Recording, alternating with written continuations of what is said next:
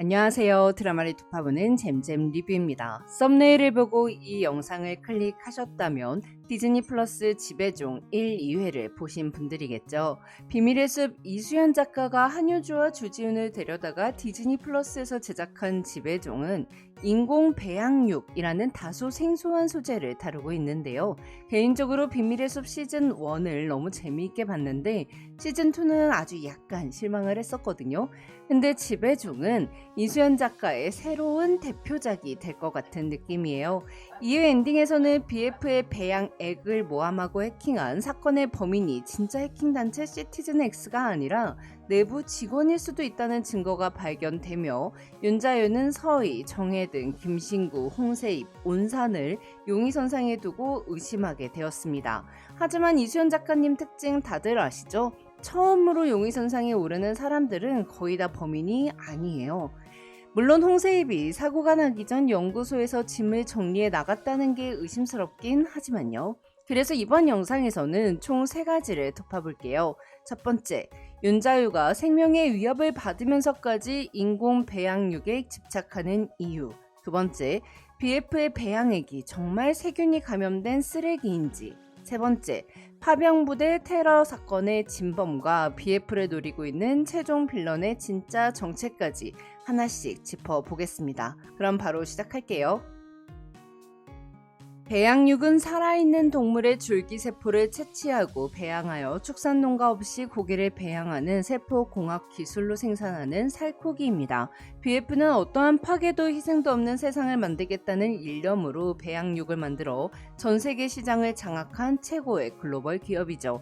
하지만 BF의 대표 윤자유는 1차 산업을 건드렸기에 수많은 세력으로부터 악의적인 위협을 받게 되는데요. 그럴 수밖에 없는 게 처음 시작은 축산물이었으나 지구에서 가장 많이 소비되는 해산물, 참치, 연어, 고등어, 새우의 완벽 배양에 성공했고 6개월 이내에 곡물까지 만들어낼 예정이기 때문이에요. 사람이 동물을 안 잡아먹어도 되고 식량 생산을 위해서 숲을 밀어버리지 않아도 되는 세상이 되겠지만 그렇게 되면 수많은 농축산업 종사자와 도살장부터 사료업체에서 일을 하던 사람들은 생계에 심각한 위협을 받게 되는 거죠. BF가 확장되면서 수많은 사람이 파산하고 농촌에선 자살이 속출했지만 윤자유는 선글라스로 눈을 막고 클래식 음악으로 귀를 막으며 그들의 고통을 외면했습니다. 근데 이게 단순히 돈 때문이라고 생각하지 않아요. 윤자유에게는 돈을 버는 것보다 더 큰 목적이 존재했다고 보이는데요. 윤자유는 1차 산업을 건드린 파장이 어떻게 될지 알고 있었습니다. 그렇게 시작할 때 각오를 했죠. 그럼에도 불구하고 배양육을 만들게 된 건 죽은 동생 때문이라고 생각합니다. 윤자유의 동생이 퇴행성 뇌질환으로 사망했다는 내용이 나왔는데요. 개인적인 짐작으로는 윤자유의 동생이 광우병에 걸린 소의 고기를 먹고 퇴행성 뇌질환으로 사망한 게 아닐까 싶더라고요. 광우병에 걸린 소의 고기를 먹은 사람들이 치명적인 뇌질환이 걸렸다는 연구 결과가 있거든요. 그래서 병이 걸린 소고기를 먹지 않아도 되는 세상을 만들기 위해 배양육을 개발하기 시작한 거죠. 자, 이제 두 번째, BF의 인공 배양액이 세균 덩어리라는 루머와 연구소를 노린 800억대 랜섬웨어 해킹을 저지른 범인은 누구일까요? 시티즌 X는 랜섬웨어 단체로 기업이나 정부기관 같은 데를 공격해서 파일을 전부 못쓰게 만드는 놈들입니다. 지금까지 시티즌 X에게 공격받은 기업과 기관은 총 7곳이었지만 시티즌 X가 잠가놓은 것을 푸는 거에 성공한 데는 하나도 없었어요. 해킹이 이루어짐과 동시에 슈로이스키라는 제보자가 각 언론사에게 BF의 배양액이 세균 덩어리다라는 내용의 이메일을 발송했습니다.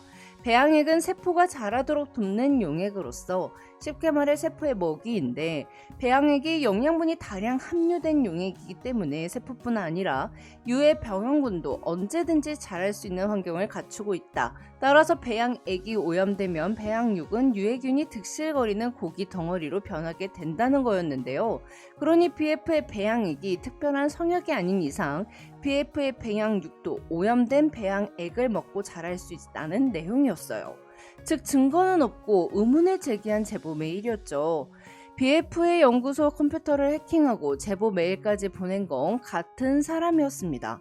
국무총리 선우재는 배양액이 안전하다는 걸 입증하고 공표하라고 했지만 윤자유는 배양액의 성분과 조합은 핵심이자 극비이기에 배양육이 안전하다는 걸 공표하겠다고 선을 그었고 시티즌X가 요구하는 비트코인 800억을 이체했으니 인터폴이 나서서 시티즌X 추적을 할 수 있도록 힘을 써달라고 요구했어요.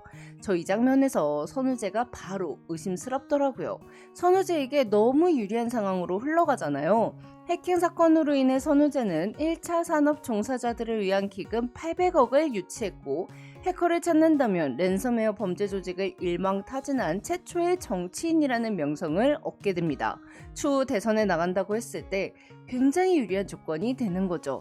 선우재가 전 대통령 이문규를 통해 우채훈에게 접근한 것도 같은 맥락으로 볼 수 있을 것 같아요. 과거 군인 시절 의문의 테러 사건으로 부상을 입고 전역한 우채훈은 혼자서 진범을 찾고 있었습니다. 그 과정에서 전직 대통령 이문규로부터 BF 대표 윤자유에게 접근하라는 지시를 받았죠. 우채훈이 해군 테러의 진범을 찾고자 하는 건 부대에 있던 수많은 사람이 죽었기 때문이기도 하겠지만 개인적 친분이 있던 장동원이 자신의 지시로 대통령의 뒤를 바짝 경호했다가 대통령이 들어간 컨테이너에서 폭탄이 터져 죽게 되었기 때문인 것 같더라고요. 우채훈은 컨테이너 밖에 있어서 부상을 당하긴 했지만 살아남을 수 있었거든요. 대통령이 동승한 사람들에게 부대 방문을 알려준 건 7시간 전이었습니다. 2024년 1월 외국 순방길에 재벌 총수가 등행하는 건 드문 일이 아니었지만 파병부대 방문은 예고에 없던 일이었어요. 도착 30분 만에 폭탄이 터지면서 장관 2명은 목숨을 잃었고 대통령은 다리를 잘라내야 했죠. 이문규는 우채훈에게 살아남은 사람 중 윤자유가 가장 의심스럽다며 사고 이후 가장 몸을 불린 게 BF라는 말을 했습니다. 새로운 정부는 윤자유가 원했던 대로 배양육은 반드시 유전자 조작 식품 딱지를 붙여야 한다는 법을 폐지하고 배양육을 가짜 고기가 아닌 고기로 인정을 하게 됐다고 말이죠. 그러니 가장 큰 이익을 본 윤자유가 테러범이라는 거였는데요. 그런데 이건 사실 말이 안 되잖아요. 대통령은 타국에서 고생하는 우리 장병들을 깜짝 방문하고 싶다며 방문이 오래 걸리지 않을 테니 전용기에서 기다려도 좋다고도 했습니다. 하지만 다들 함께 가겠다고 했어요. 그렇다면 파병부대에 안 간 사람이 범인이겠죠. 우채훈이 이문규를 만나고 나간 이후 이문규의 뒤쪽에서 선우재가 걸어 나왔습니다. 1, 2회에서는 등장하지 않은 선우재의 아버지 선우근은 대한민국 재계 1위 도슨그룹의 회장으로 아들 선우재와 함께 BF를 향한 야욕을 보여준다고 하더라고요. 즉 선우재가 BF를 차지하기 위해 전 대통령 이문규와 우채훈을 이용하는 듯 보여요. 그리고 파병부대 테러 사건도 선우재의 아버지 도슨그룹의 회장 선우근이 지시한 일로 보이죠. 지배종 세계관의 재계 1위 도슨그룹이 대통령 해외 순방길에 함께하지 않았다는 게 좀 의심스럽더라고요. 비행기에 타고 있던 사람 중 사망했다던 장관 2명 중 1명이 도슨그룹 측 사람이었지 않았을까 싶어요. 또는 살아남은 STL 회장 이남진, 상하그룹 박대성, 테크게임스 한기호가 도슨그룹이랑 연결되어 있을 수도 있죠. 그래서 파병부대에 대통령 및 재벌 총수들이 잠시 들른다는 걸 알게 된 거죠.